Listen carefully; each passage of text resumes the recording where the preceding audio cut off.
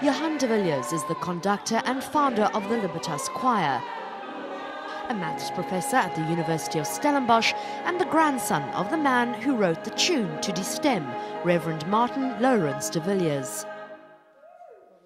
The history is that while C.J. Langenhoven wrote the words to Die Stem in 1918, de Villiers wrote the melody in 1928.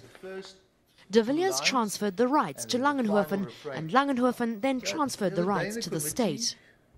But according to the professor of copyright law at Stellenbosch University, Owen Dean, who also won the multi-million-dollar Lion King case, the rights to the melody get transferred back to the original composer's heirs 25 years after their death.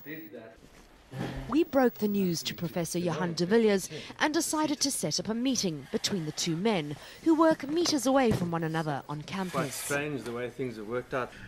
Yeah, this has come as a total surprise to me and my whole family, and we'll have to consider our options, and we haven't really had time to think about it.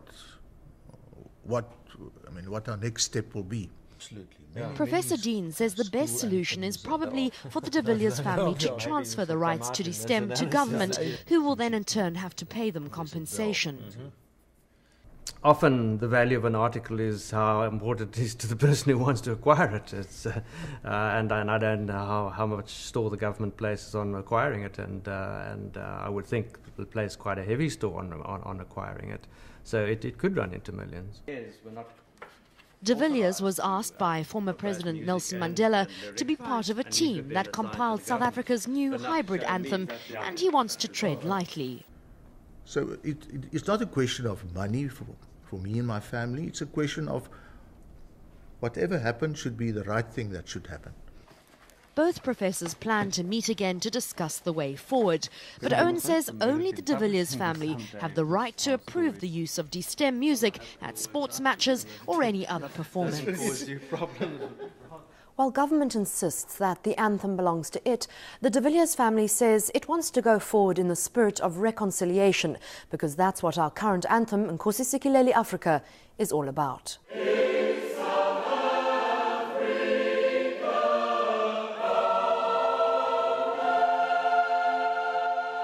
Anna Larsen, eNews, Stellenbosch.